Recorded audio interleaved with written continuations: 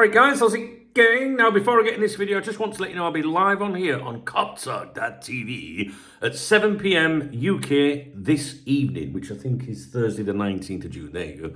Alright, so if you want to come along for a natter, 7 o'clock tonight, right here. So, this article's come out from Paul Joyce at the Times. Bayer Leverkusen to step up Jarrell Quansah pursuit. Liverpool may look to replace 22-year-old if he leaves for German side, with club holding an interest in Crystal Palace's Marc Guéhi. And this is good. This is good. We're starting to see centre-backs linked, right? So this is the start of it. And if you joined me on the live stream earlier, we were talking about this. And what I said this afternoon was that, you know, obviously the club going to get Kirkes and Wirtz over the line. You know, we know they're all done right. And then they would look at selling Nunes and Diaz, because I think that was always the plan, Diaz to Barcelona, but that's looking a bit dodgy now. But certainly Nunes, which would explain why we've seen the chatter in the last few days, especially Napoli and things like that. And then I said I thought I would see, or we would see, the attention turn to centre-backs, possibly strikers as well, but certainly those two positions. And I think this is the start of it. Now, I assume this is behind a paywall. I do not know. I do subscribe and pay for the Times.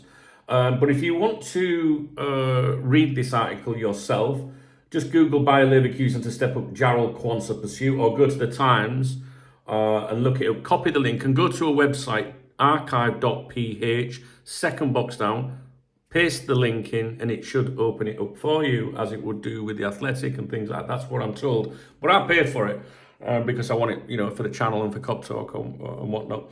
If you're new to my channel, Paul Joyce is the best journalist at the moment with regards to covering news and Liverpool Football Club. It's between him and Ornstein, and you know, over the years, one can be a bit better than the other at times. It depends what the subject matter is.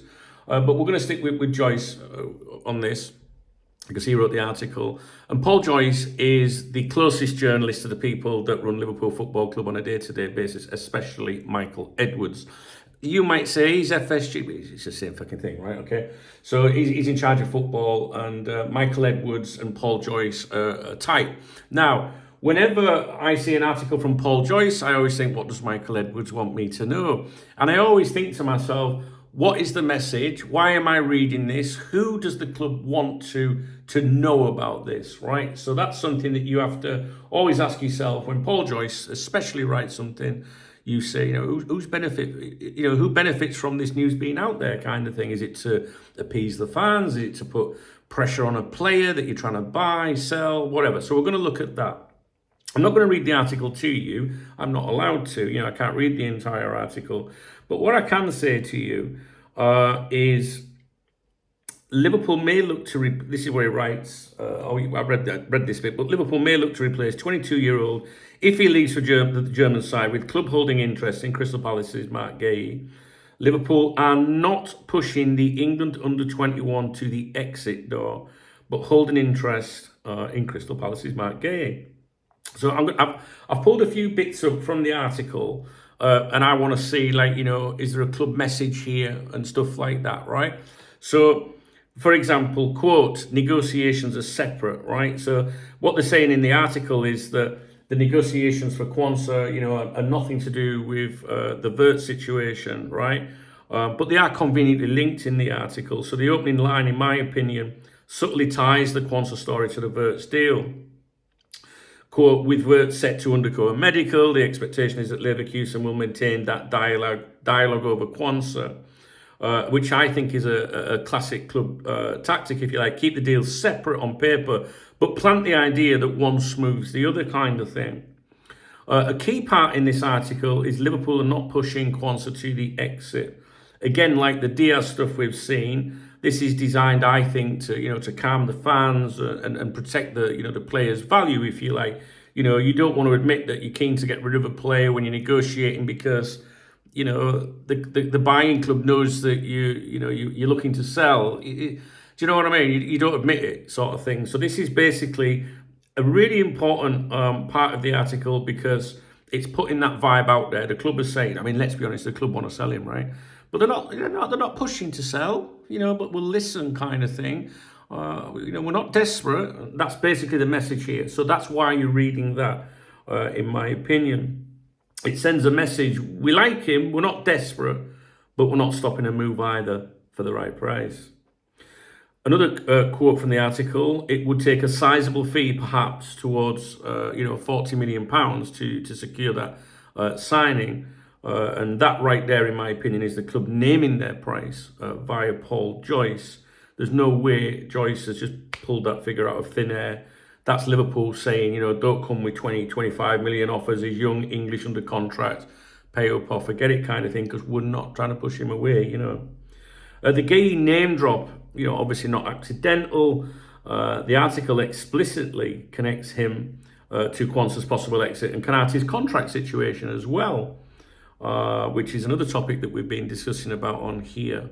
Obviously, Real Madrid sniffing round him. I think they've got in his head, and I think Konaté's already thinking that. So it serves a number of purposes in some ways.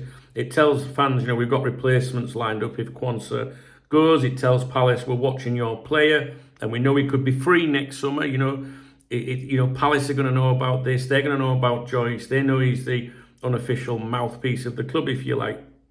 And of course, it's also sending a little sign out to Konaté that, we're in the market for a centre-back, etc., etc. There are other centre-backs that have been linked with Liverpool. There's a couple that are available right now. Loic Bardet at Sevilla, he was mentioned with us last summer, and the other lad at Valencia, Christian Mosquera or something, I think his name is. Both players available. Mosquera's available on a free next year. Yeah, so the Real Madrid link with Konaté is thrown in the article, and that to me feels like a protective move sort of thing.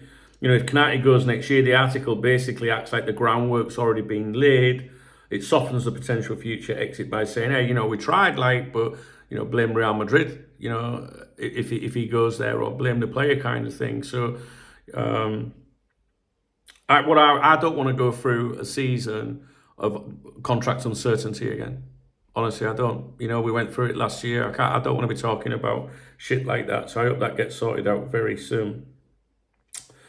So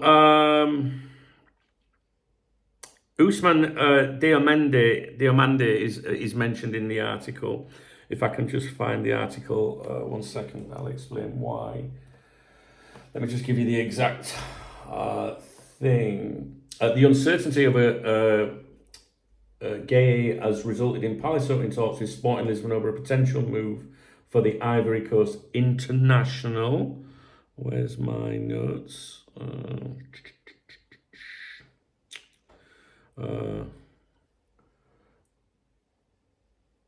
Ivory Coast international Ousmane Diomande.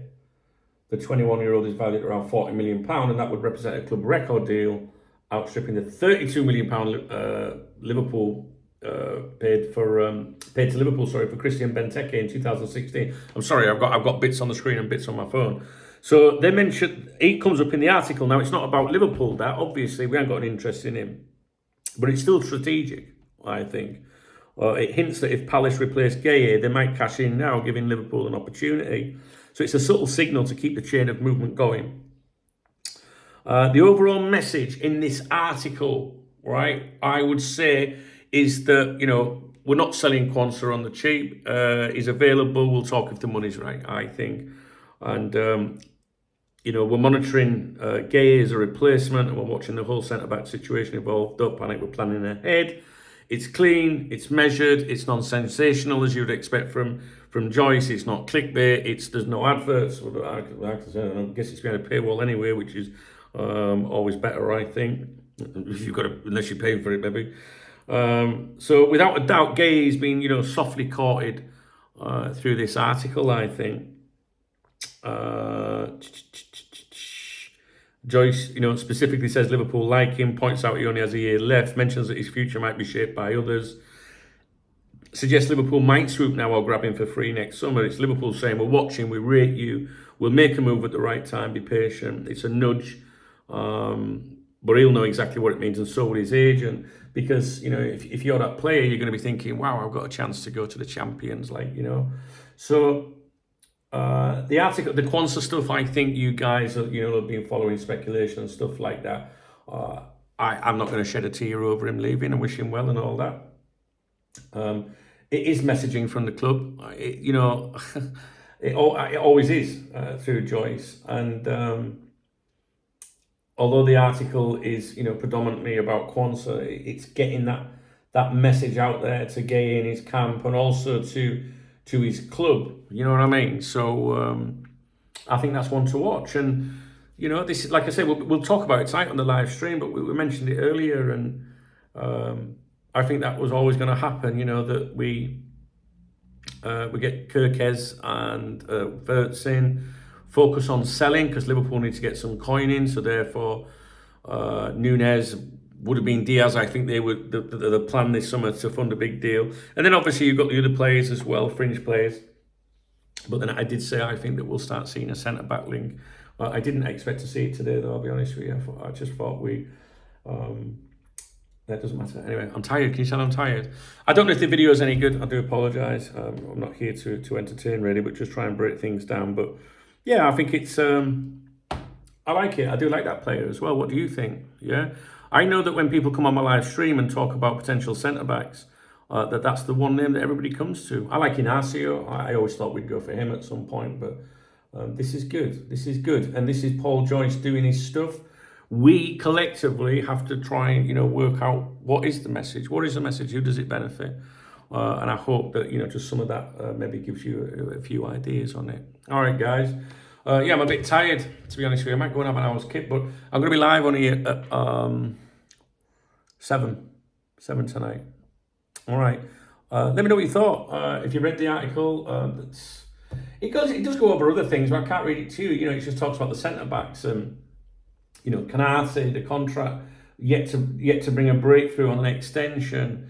Mention of Real Madrid being interested in Joe Gomez did not play as much as he wanted last season, which was due part to injury. And then obviously it goes on to Guéhi, the England international, turns 25 next month. 1 year left on his existing deal at Palace. Liked by Liverpool.